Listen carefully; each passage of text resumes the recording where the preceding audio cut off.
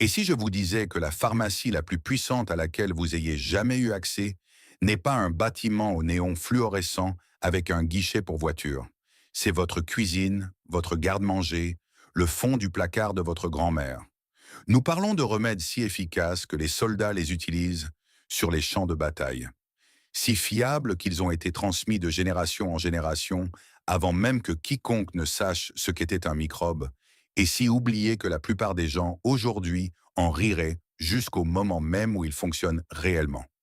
Mais voici ce que personne ne vous dit. Certains d'entre eux ne sont pas seulement des contes populaires. La recherche moderne confirme discrètement ce que nos arrière-grands-parents savaient déjà.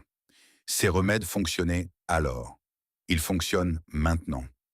Et ils se trouvent chez vous en ce moment même. Restez avec nous car le numéro 18 de cette liste était littéralement utilisé par les dentistes avant l'existence de l'anesthésie moderne.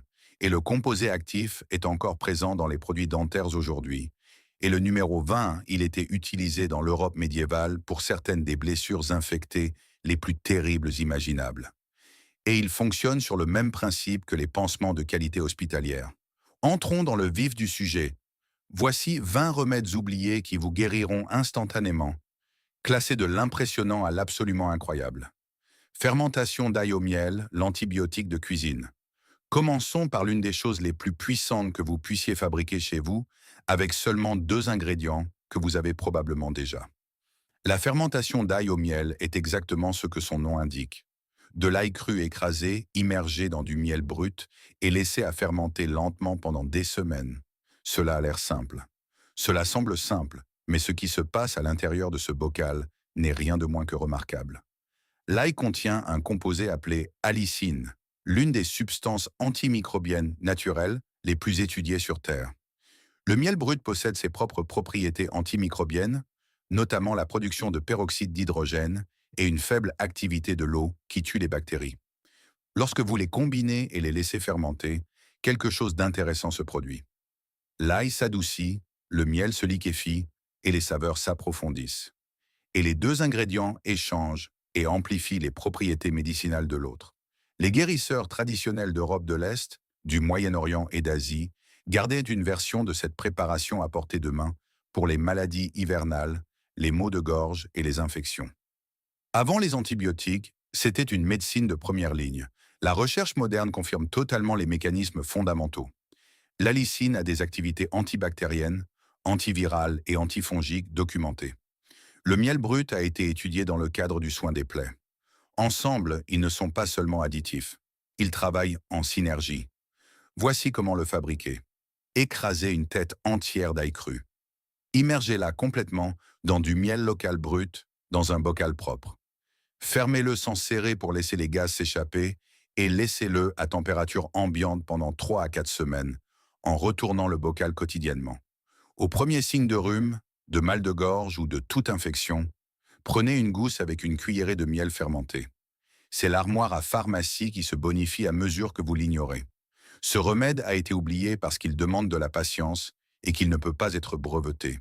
Mais la pharmacie à 2 ingrédients sur laquelle comptaient vos arrière-grands-parents est toujours aussi puissante aujourd'hui qu'elle l'a toujours été. Considérez-le comme un antibiotique à cuisson lente. Plus il repose, plus il devient fort. Cataplasme d'oignon, le dégagement thoracique. Celui-ci semble si démodé que la plupart des gens l'écartent immédiatement. Des oignons chauds écrasés enveloppés dans un linge et appliqués sur la poitrine ou la plante des pieds. Cela ressemble à quelque chose sur lequel une grand-mère insisterait pendant que tout le monde lève les yeux au ciel. Mais voilà, les grands-mères avaient raison. Les oignons contiennent des composés soufrés, la même famille de composés qui rend l'ail si puissant médicalement. Lorsque les oignons sont chauffés et écrasés, ces composés soufrés deviennent volatiles, ce qui signifie qu'ils se libèrent dans l'air et dans la peau. Appliqués sur la poitrine, ils pénètrent dans les tissus, stimulent la circulation, fluidifient le mucus et réduisent l'inflammation dans les voies bronchiques sous-jacentes. La médecine traditionnelle européenne, en particulier en Russie, en Allemagne et en Europe de l'Est, utilisait les cataplasmes d'oignon comme traitement sérieux pour les gros rhumes de poitrine, les bronchites et le faux croup infantile. Ce n'était pas une superstition, C'était une procédure médicale pratiquée par des guérisseurs qui l'avaient vu fonctionner pendant des générations. La recherche moderne a confirmé que les composés soufrés volatiles des aliacées ont de véritables effets anti-inflammatoires et mucolytiques, ce qui signifie qu'ils décomposent dans le mucus. La chaleur du cataplasme augmente également la circulation dans la zone, accélérant la guérison. Voici comment faire. Tranchez ou écrasez 2 gros oignons. Chauffez-les doucement dans une poêle. Ne les cuisez pas, chauffez-les simplement. Enveloppez-les dans une couche de tissu et appliquez sur la poitrine pendant 20 à 30 minutes. Pour les pieds, même processus. Enveloppez les oignons chauffés contre la plante des pieds, couvrez avec des chaussettes en laine et dormez. Ce remède a été oublié parce qu'il sent mauvais. C'est tout. C'est la seule raison.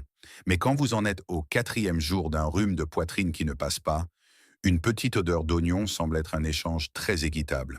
Considérez-le comme le remède qui fonctionne si bien qu'il a dû être abandonné parce qu'il offensait nos sensibilités modernes. Tonique de cidre de feu, l'enfer en bouteille. Le cidre de feu est le remède pour lequel les gens soit ne jurent que par lui, soit n'en ont jamais entendu parler. Il n'y a presque pas d'entre-deux. La formule de base, vinaigre de cidre de pomme infusé avec de l'ail cru, du gingembre frais, du réfort préparé, des piments forts et parfois de l'oignon, du curcuma et du poivre noir.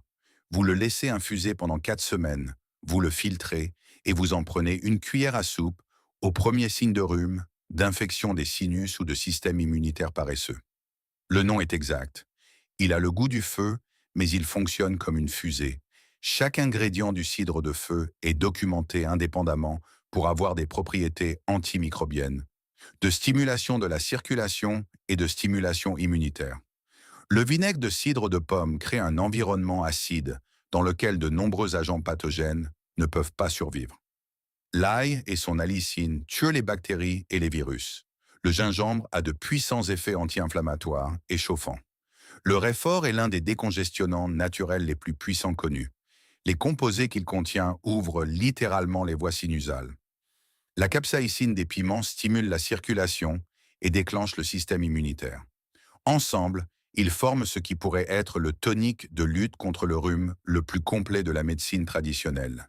Les guérisseurs populaires des Appalaches, de la Nouvelle-Angleterre et de toute l'Europe ont conservé des variations de ceux-ci sous différents noms pendant des siècles. Voici la préparation. Hachez grossièrement une tête entière d'ail, un gros morceau de racine de gingembre, plusieurs cuillères à soupe de réfort frais et une poignée de piment fort. Mettez-les dans un bocal. Couvrez complètement de vinaigre de cidre de pomme brut. Fermez et laissez infuser pendant 4 semaines, en secouant quotidiennement. Filtrez, ajoutez du miel au goût et prenez 1 à 2 cuillères à soupe au premier signe de maladie. Le cidre de feu a été oublié parce qu'il demande des efforts et du temps et qu'il ne peut pas être réduit à un seul composé actif. Mais le tonique que les guérisseurs populaires des Appalaches gardaient dans leur cave est toujours l'arme immunitaire naturelle la plus complète que la plupart des gens n'ont jamais essayé. Considérez-le comme le remède qui est si intense qu'il effraie pratiquement la maladie. Bain de pieds à la moutarde, le tiroir à fièvre. En voici un qui semble presque trop simple. De l'eau chaude, de la moutarde en poudre, vos pieds, c'est tout. Mais avant de l'écarter, considérez ceci. Les bains de pieds à la moutarde ont été utilisés dans la médecine militaire et dans la pratique populaire européenne pendant des décennies comme un moyen rapide et efficace de traiter la fièvre, les rhumes de cerveau et la fatigue.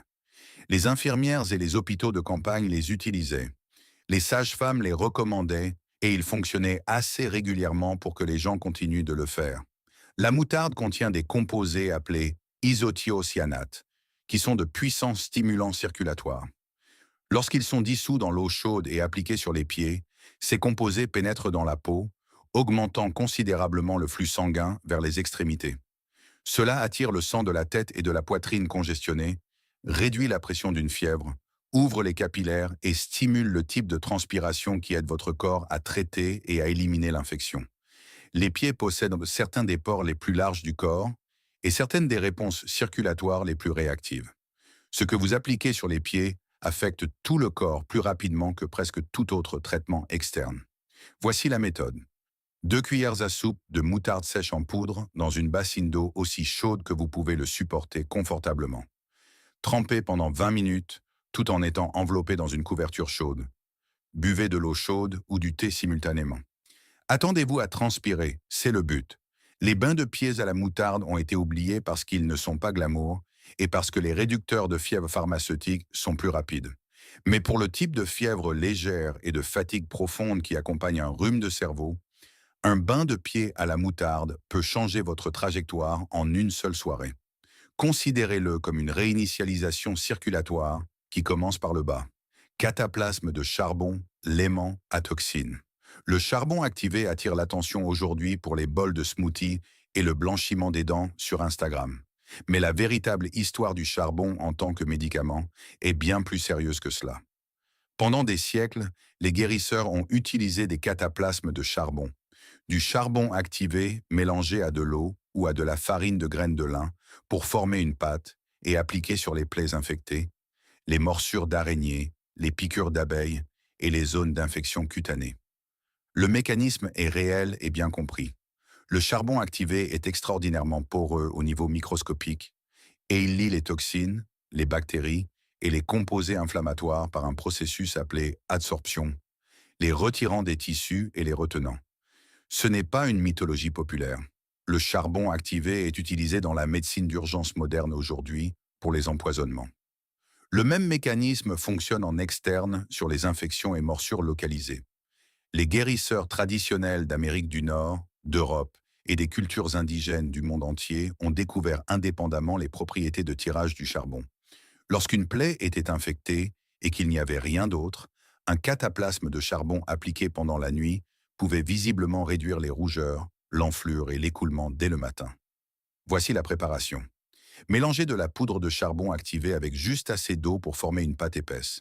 Pour une meilleure adhérence, ajoutez une cuillerée de graines de lin moulu. Étalez sur un linge, appliquez sur la zone affectée, couvrez d'une autre couche de tissu et laissez agir pendant plusieurs heures ou toute la nuit. Les cataplasmes de charbon ont été oubliés en partie parce qu'ils tachent tout ce qu'ils touchent d'un noir absolu et irréversible. Mais pour les morsures infectées, les infections cutanées tenaces et l'exposition aux toxines, c'est l'un des remèdes populaires les plus scientifiquement fondés de toute cette liste. Considérez-le comme le plus petit aspirateur du monde, extrayant tout ce qui est nocif directement à travers la peau. Gargarisme à l'eau salée, la version ancienne. Vous avez entendu parler des gargarismes à l'eau salée, mais la version ancienne était différente et plus efficace. Le gargarisme basique à l'eau salée tiède est bien établi. Il tue les bactéries, réduit l'inflammation et attire le liquide hors des tissus gonflés de la gorge par osmose. Mais les guérisseurs traditionnels ne s'arrêtaient pas là. Ils ajoutaient un trait de vinaigre de cidre de pomme brute, ce qui modifie le pH et augmente la puissance antimicrobienne. Certains ajoutaient une pincée de curcuma, qui a des effets anti-inflammatoires documentés. D'autres ajoutaient une goutte de préparation à base de plantes. Le résultat n'était pas seulement un rinçage au sel, c'était un gargarisme thérapeutique complet qui agissait sur plusieurs mécanismes simultanément. La pression osmotique réduisant le gonflement, le pH acide perturbant les membranes bactériennes et les composés anti-inflammatoires contactant directement les tissus enflammés. Les médecins de la Grèce antique recommandaient les gargarismes au sel de mer. Les guérisseurs médiévaux les prescrivaient systématiquement pour les amygdalites et les infections buccales, avant que toute option chirurgicale n'existe. Ils fonctionnaient parce que le mécanisme est tout simplement réel et constant. Voici la version améliorée.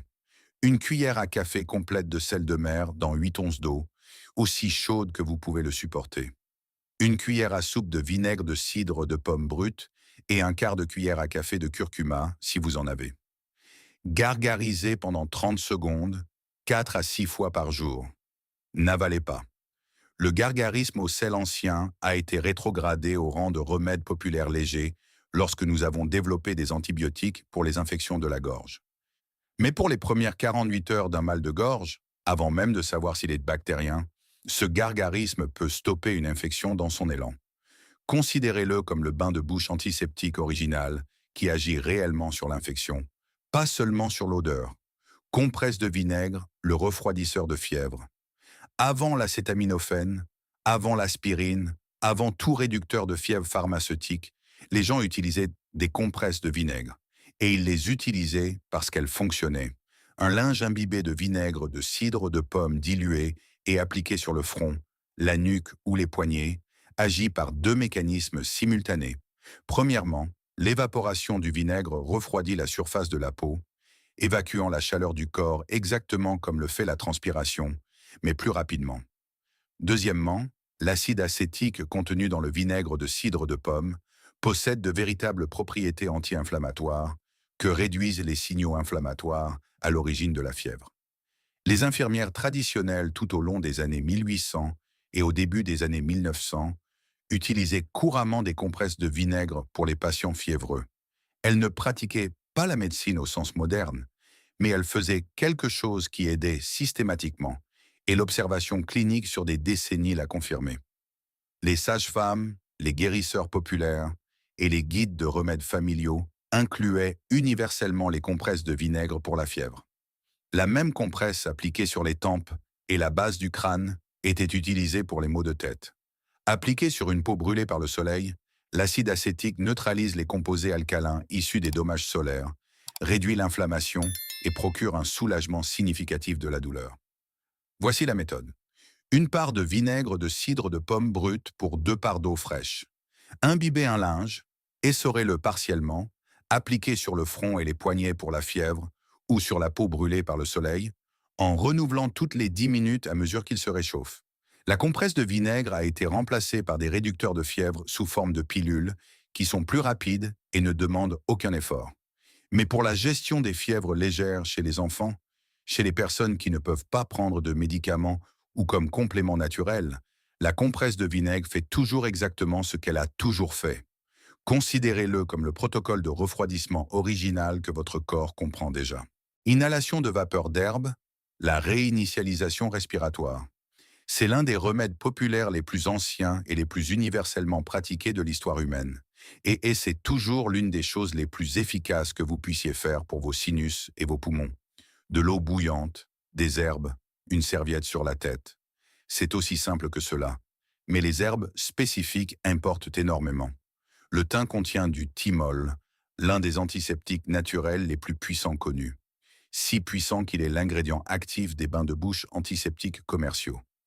Inhalé sous forme de vapeur, le thymol entre directement en contact avec vos muqueuses, tuant les agents pathogènes, réduisant l'inflammation et fluidifiant le mucus.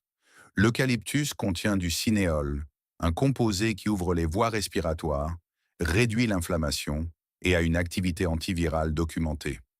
La menthe poivrée contient du menthol qui signale immédiatement aux récepteurs de froid de vos voies respiratoires de se détendre et de s'ouvrir. Les guérisseurs traditionnels ont utilisé les inhalations de vapeur d'herbe pour les infections respiratoires, la congestion des sinus, la bronchite et les rhumes de cerveau pendant des siècles. Il n'y avait aucun mystère sur la raison.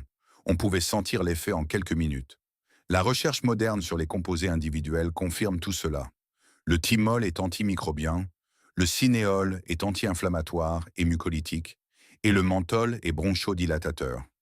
Ensemble dans la vapeur, ils agissent directement là où se trouve l'infection. Voici la méthode.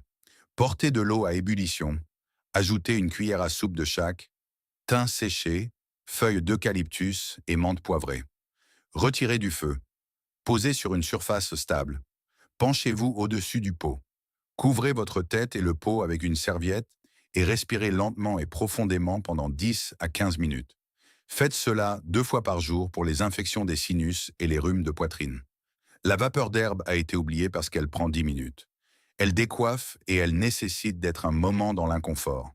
Mais pour les infections des sinus et les rhumes de poitrine, elle délivre le médicament directement à la source d'une manière qu'aucune pilule ne peut reproduire. Considérez-le comme le seul système de distribution qui amène votre médicament exactement là où se trouve le problème. Cataplasme de jaune d'œuf pour les yeux, le vieux remède européen. Celui-ci suscite les regards les plus sceptiques de toute cette liste. Un jaune d'œuf chaud enveloppé dans un linge fin placé sur un œil fermé. Cela ressemble à quelque chose sorti d'un conte de fées. Mais ce vieux remède européen utilisé particulièrement en Europe de l'Est et dans la médecine familiale traditionnelle allemande a été fiable pour traiter les orgelets, les paupières enflammées et les infections oculaires précoces pendant des générations. Et quand on comprend le mécanisme, c'est tout à fait logique. Un orgelet est une glande sébacée bouchée à la base d'un cil, généralement infectée par des bactéries staphylocoques. Le traitement dans la médecine moderne consiste en des compresses chaudes, une chaleur humide appliquée à plusieurs reprises pour ramollir l'obstruction, augmenter la circulation et faire mûrir l'infection. Le jaune d'œuf, chaud et enveloppé dans un linge fin, fournit exactement cela. Une chaleur humide soutenue avec une température remarquablement constante. Les lipides et les protéines du jaune retiennent la chaleur plus longtemps qu'une simple compresse d'eau et la libèrent plus uniformément. Les guérisseurs traditionnels croyaient également que les nutriments du jaune d'œuf étaient absorbés par la fine peau de la paupière et facilitèrent la guérison. Bien que cela soit plus difficile à prouver, le mécanisme de la chaleur humide est tout à fait fondé. Voici la méthode. Séparez un jaune d'œuf cru. Enveloppez-le dans une seule couche de tissu fin ou de mousseline. Chauffez-le très doucement, température du corps, pas brûlant, et appliquez sur l'œil fermé pendant 15 à 20 minutes. Le jaune maintient une chaleur douce et constante tout au long du processus. Le cataplasme de jaune d'œuf a été remplacé par des compresses chaudes de gaz stérile qui fonctionnent sur le même principe. Mais la version populaire était moins chère, plus efficace pour retenir la chaleur et disponible partout où l'on gardait des œufs. Considérez-le comme la thérapie par chaleur ciblée originale, conçue spécifiquement pour le tissu le plus délicat de votre visage. Mélange miel et poivre noir, le silencieux de tout. 2 ingrédients du garde-manger. Aucune cuisson requise. L'un des remèdes naturels contre la toux les plus efficaces jamais conçus. Le miel brut seul est documenté pour surpasser le dextrométhorphane, l'ingrédient actif de la plupart des médicaments contre la toux en vente libre, dans de multiples essais cliniques pour réduire la toux nocturne chez les enfants. L'Organisation mondiale de la santé répertorie même le miel comme un remède contre la toux. Le mécanisme consiste à tapisser et apaiser les tissus irrités de la gorge, tout en délivrant des composés antimicrobiens directement sur le site de l'infection. Le poivre noir ajoute quelque chose de complètement différent. La pipérine, le composé actif du poivre noir, est un puissant stimulant circulatoire lorsqu'elle est appliquée sur les muqueuses. Elle dilate les vaisseaux sanguins, augmente la chaleur, stimule l'activité immunitaire et brise la congestion. C'est aussi un antihistaminique naturel. C'est pourquoi il vous fait éternuer. Il force littéralement votre corps à dégager les voies respiratoires. La médecine ayurvédique traditionnelle utilise le miel et le poivre noir ensemble pour les problèmes respiratoires depuis des milliers d'années. La médecine populaire à travers l'Asie et l'Europe est parvenue indépendamment à la même combinaison. La chaleur du poivre et la douceur du miel créent un effet thérapeutique parfaitement équilibré. Voici la méthode. 1 cuillère à soupe de miel brut avec 1,4 de cuillère à café de poivre noir, fraîchement écrasé, mélangé et pris lentement, en laissant le mélange tapisser la gorge. Répétez toutes les 2 à 3 heures pendant la maladie. Le miel et le poivre ont été oubliés parce que nous avons décidé que le sirop contre la toux devait être dans un gobelet doseur avec un bouchon de sécurité enfant. Mais ce remède à 2 ingrédients qui tient dans un petit verre calme les toux depuis des millénaires. Considérez-le comme la pastille contre la toux qui combat l'infection en même temps qu'elle apaise le symptôme. Tranches de pommes de terre pour la fièvre, le remède de la cave. Des tranches de pommes de terre crues sur le front. C'est le remède qui suscite le plus de moqueries. Cela ressemble à la définition même d'un conte de bonne femme. Mais voici pourquoi il continue d'apparaître dans des cultures totalement sans lien. La médecine populaire d'Europe de l'Est, la guérison traditionnelle d'Amérique latine, la pratique rurale des Appalaches, ont toutes abouti indépendamment à la même pomme de terre. La pomme de terre crue elle est naturellement fraîche et elle conserve cette fraîcheur de manière constante grâce à sa forte teneur en eau et en amidon. Appliquée sur le front ou la plante des pieds, elle procure un refroidissement doux et soutenu sans la brutalité de la glace. Elle évacue également la chaleur de la peau par conduction douce, le même principe physique qui fait fonctionner les compresses froides. La forte teneur en eau signifie qu'elle ne se dessèche pas rapidement. L'amidon crée un léger effet de tirage sur la surface de la peau. Et contrairement à un linge humide, elle reste en place et maintient sa température plus longtemps. Les guérisseurs traditionnels de multiples cultures appliquaient également des tranches de pommes de terre sur les pieds pendant la fièvre, croyant que les pieds étaient une porte d'entrée pour la régulation thermique du corps. La compréhension moderne de la circulation et de la vasodilatation périphérique soutient en fait cette idée. Refroidir les extrémités aide effectivement à réduire la température centrale. Voici la méthode. Coupez une pomme de terre crue en rondelles de 5 mm. Réfrigérez légèrement si vous le souhaitez. Placez sur le front et remplacez-les à mesure qu'elles chauffent. Pour les pieds, placez les tranches sur la plante des pieds et couvrez de chaussettes en coton. Le remède à la pomme de terre pour la fièvre a été oublié parce que l'ibuprofène agit plus vite. Mais pour la gestion des fièvres légères chez les enfants, qui ne peuvent pas prendre de médicaments ou comme approche complémentaire aux côtés d'autres traitements, la tranche de pomme de terre fait exactement ce qu'elle est censée faire. Considérez-le comme la pharmacie de la cave stockée et prête dans chaque cuisine sur Terre. Pack d'huile de ricin, le guérisseur profond. Les packs d'huile de ricin sont le remède que les herboristes sérieux et les naturopathes ont discrètement maintenu à travers chaque décennie de la médecine moderne. Ils n'ont jamais complètement disparu car les praticiens continuaient de les voir fonctionner. La méthode. Un linge saturé d'huile de ricin appliqué sur l'abdomen, recouvert de film plastique puis d'une source de chaleur, une bouillotte ou un coussin chauffant, appliqué par-dessus, laissé en place pendant 1 heure ou plus, effectué 3 à 4 fois par semaine pour les conditions chroniques. L'huile de ricin contient de l'acide ricinoléique, un composé aux effets anti-inflammatoires documentés. Lorsqu'elle est appliquée avec de la chaleur et laissée pendant un temps prolongé, l'huile de ricin pénètre profondément dans les tissus.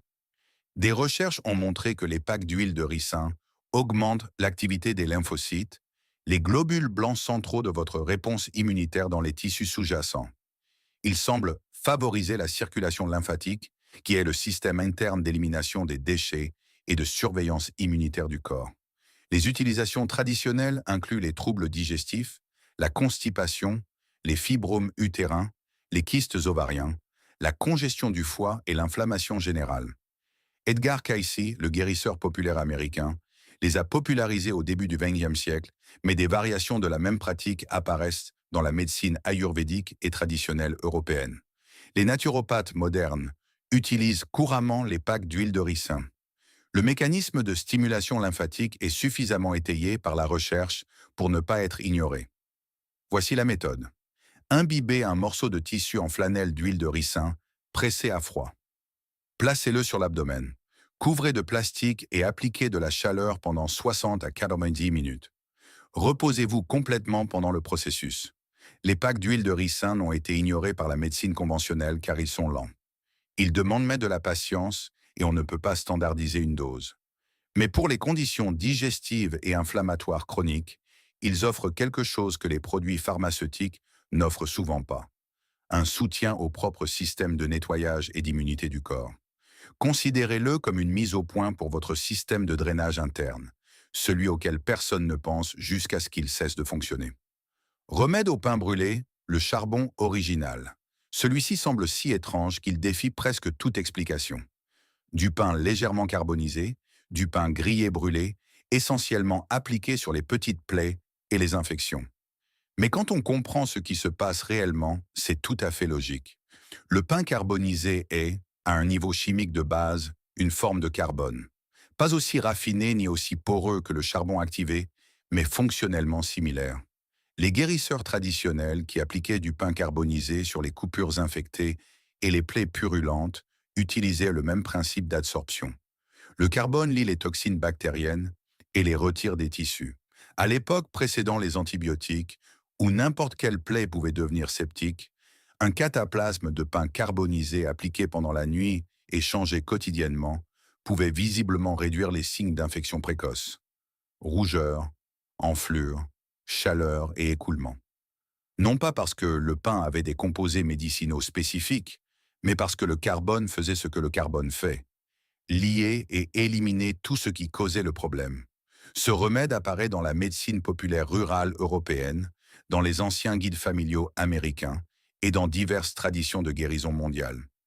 Il était particulièrement courant pour les blessures des enfants et pour les travailleurs n'ayant accès à aucun traitement médical formel. Voici la méthode. Brûlez un morceau de pain jusqu'à ce qu'il soit complètement carbonisé, mais pas en miettes. Laissez-le refroidir. Appliquez sur la surface de la plaie. Couvrez d'un linge propre et laissez agir plusieurs heures. Changé 2 à 3 fois par jour, le remède au pain brûlé a été oublié lorsque les pansements stériles et les crèmes antibiotiques sont devenus disponibles, mais il fonctionne sur le même principe que les pansements au charbon activé qui sont encore utilisés dans les soins modernes des plaies. Considérez-le comme la découverte accidentelle d'un traitement de plaie que les gens ont trouvé empiriquement des siècles avant que quiconque ne comprenne pourquoi il fonctionnait. Concentré de thé au thym, le breuvage antibiotique naturel. S'il y a une herbe qui franchit la ligne entre remède populaire et territoire pharmaceutique, c'est le thym. Le thymol, le principal composé actif du thym, est le même composé utilisé dans le Listerine, dans les solutions antiseptiques dites commerciales et dans certaines préparations pharmaceutiques contre la toux.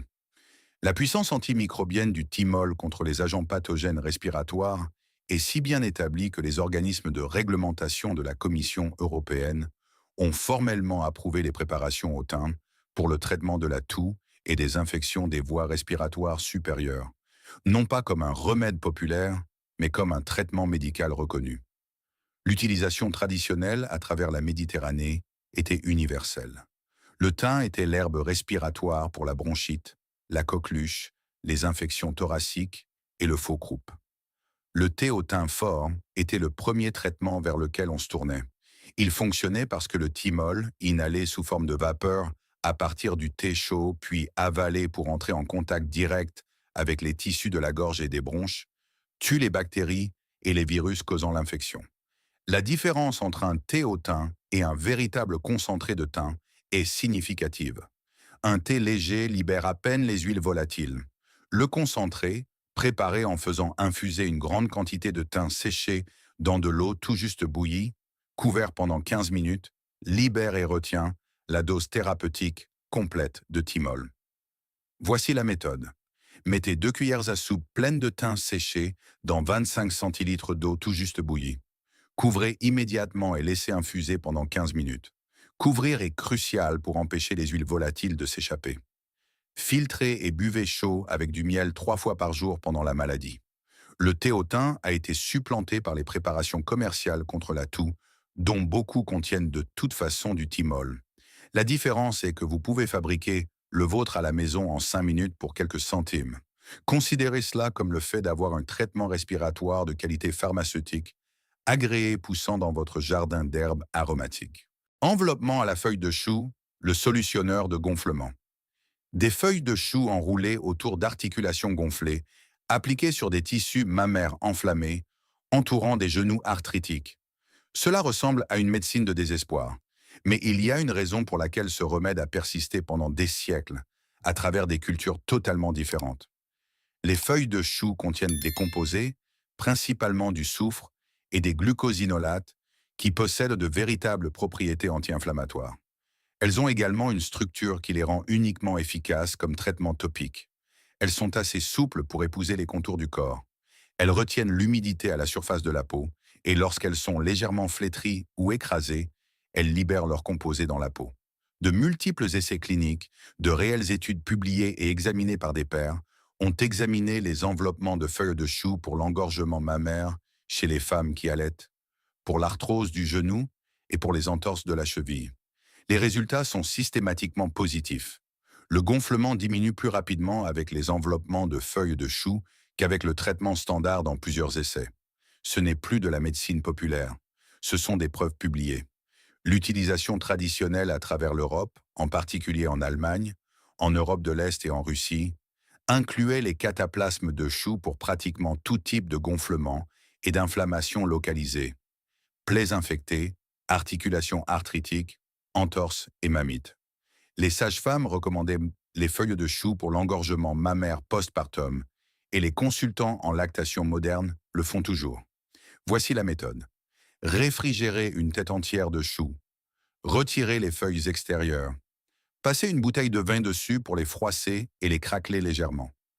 Cela libère les composés. Appliquez directement sur la zone gonflée. Couvrez avec un bandage et laissez agir pendant 2 heures. Répétez 2 fois par jour. Les enveloppements de feuilles de chou ont été ignorés parce que, franchement, se promener avec des feuilles de chou attachées aux genoux est difficile à prendre au sérieux. Mais les preuves cliniques disent que c'est exactement ce que vous devriez faire. Considérez-le comme la pharmacie de l'épicerie qui a été prouvée par des essais cliniques et dont on a ri en conversation. Application d'alun, le minéral médicinal. L'alun, ou sulfate double d'aluminium et de potassium, est un minéral naturel qui était utilisé médicalement pendant des siècles avant de devenir un conservateur alimentaire et un déodorant. Les guérisseurs traditionnels l'appliquaient sur les coupures, les éraflures de rasoir, les petites plaies et les aftes. Et il faisait quelque chose de remarquable. Il arrêtait les saignements presque immédiatement et fermait les tissus contre l'infection. Le mécanisme est de la chimie pure. L'alun est un puissant astringent. Il provoque la contraction des protéines dans les tissus, resserrant littéralement les cellules et fermant les petits vaisseaux sanguins à la surface d'une plaie. Cela arrête le saignement. Il crée également un environnement chimique hostile aux bactéries en abaissant le pH et en extrayant l'humidité des cellules microbiennes. Les barbiers traditionnels gardaient des blocs d'alun sur leur comptoir exactement pour cette raison. Une coupure de rasoir touchée par l'alun cessait de saigner en moins de 30 secondes. Appliquée sur les ulcères buccaux et les aftes, l'alun extrait le liquide des tissus enflammés, réduit le gonflement et crée une couche protectrice sur la plaie. Beaucoup de gens rapportent qu'une seule application d'alun sur un afteux à son stade précoce l'empêche de se développer complètement. L'utilisation traditionnelle s'étend de la médecine grecque antique à la pratique ayurvédique, en passant par la médecine traditionnelle chinoise et la guérison populaire européenne. Il a été décrit dans des textes médicaux dès le 1er siècle après J.B.C. Voici la méthode. Pour les coupures, mouillez la pierre d'alun et pressez contre la plaie pendant 30 secondes. Pour les aftes, appliquez une pincée de poudre d'alun directement sur la plaie pendant 60 secondes, puis rincez. Pour une coupure de rasage, une pierre d'alun mouillée passée sur la coupure arrête immédiatement le saignement. L'alun a été oublié en tant que minéral médicinal lorsque les crayons hémostatiques et les crèmes antiseptiques ont pris le relais. Mais il est toujours vendu en pharmacie comme produit après rasage, et il fonctionne toujours exactement comme il l'a toujours fait. Considérez-le comme l'hémostatique chirurgicale originale sous une forme minérale de poche. Compresse de gingembre, le combattant de la douleur et de la raideur.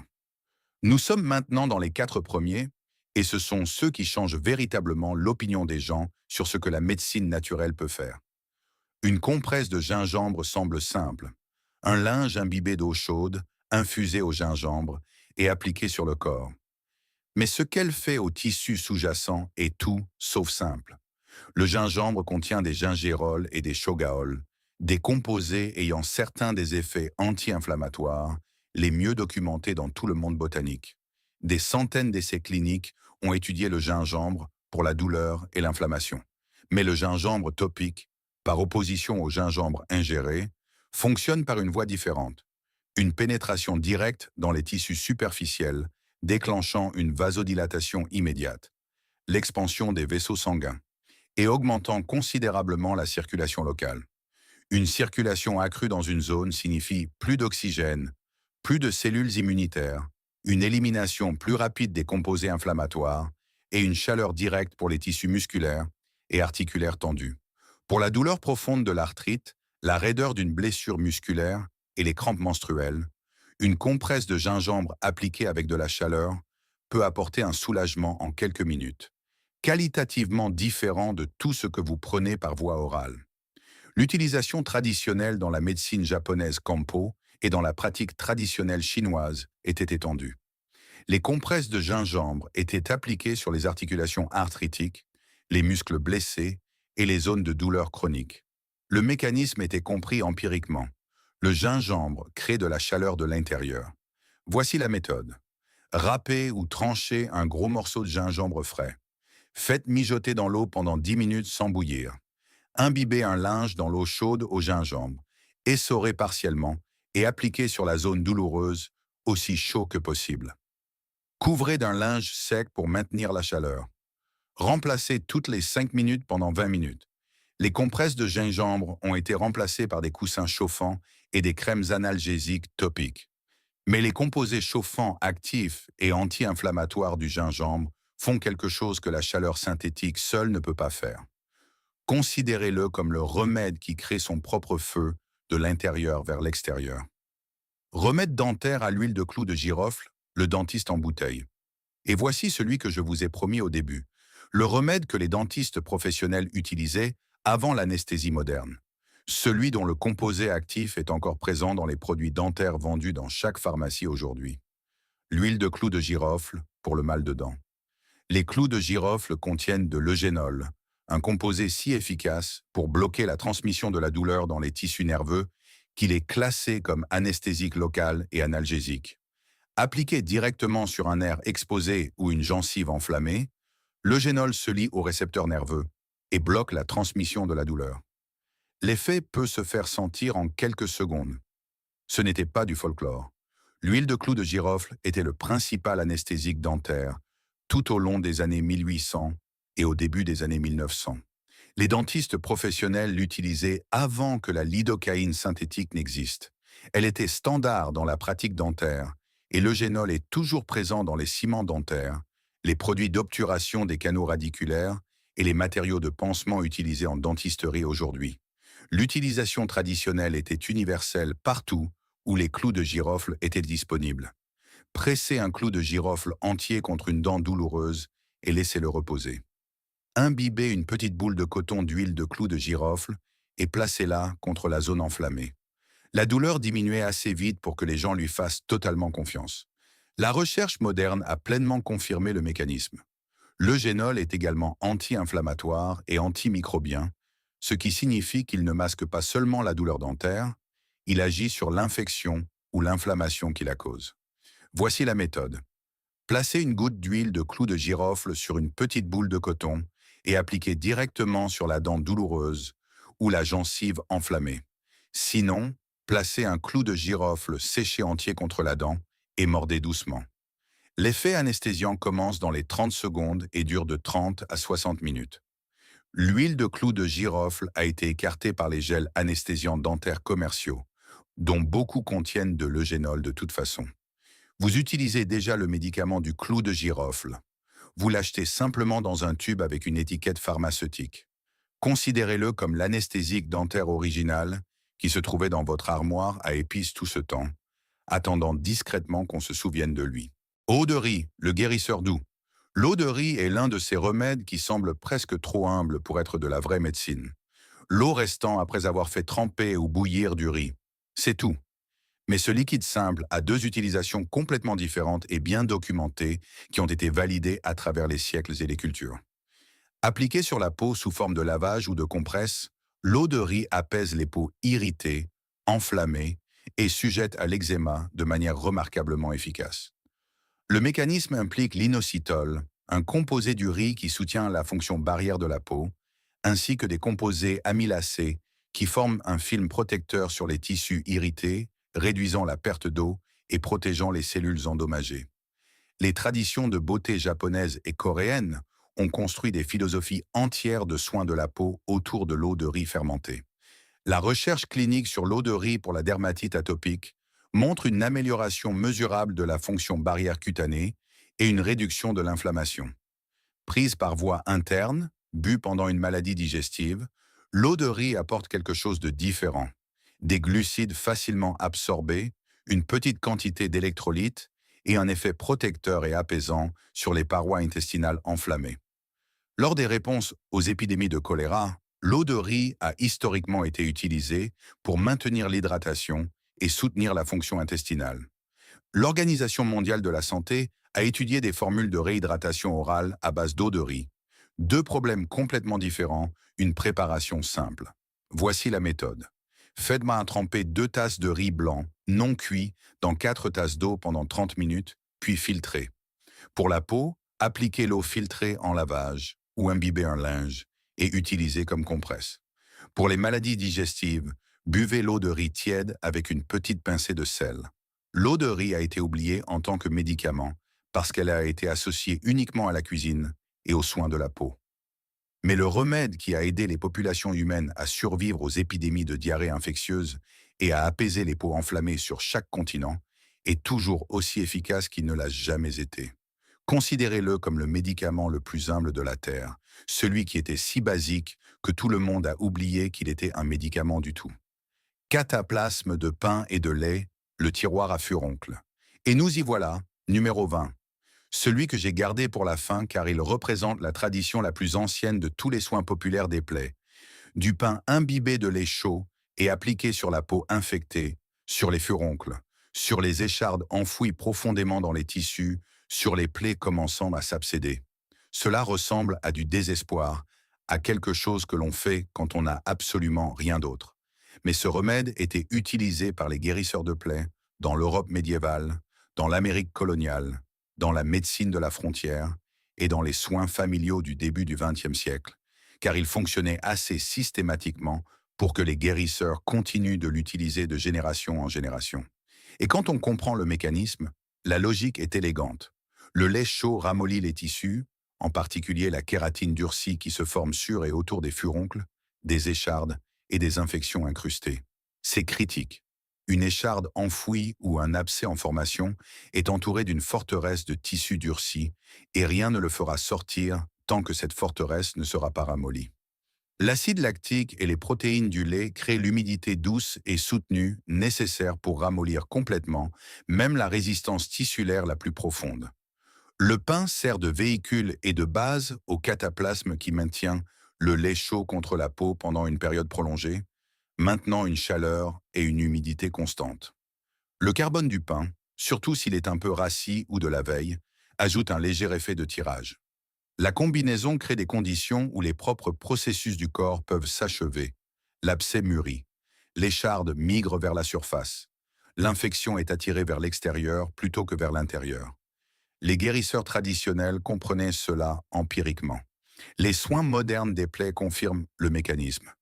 Une chaleur humide appliquée systématiquement extrait exactement ce qui doit sortir. Voici la méthode. Déchirez une tranche de pain dans un petit bol. Versez du lait chaud dessus jusqu'à ce qu'il soit complètement imbibé et mou. Appliquez le cataplasme chaud directement sur le furoncle, la plaie infectée ou la zone de l'écharde.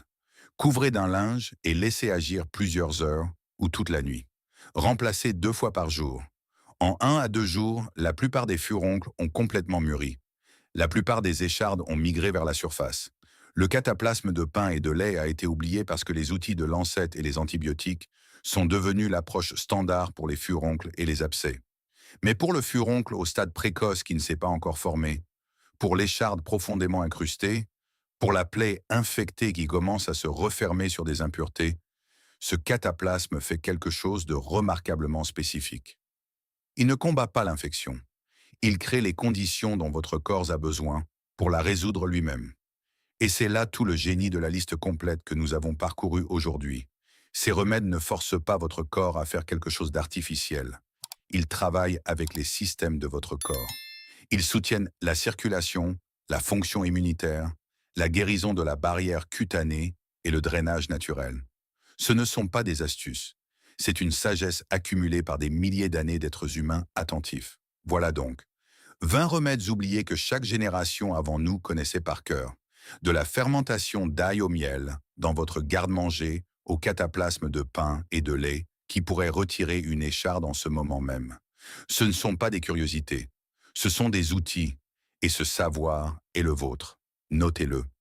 Partagez-le avec quelqu'un.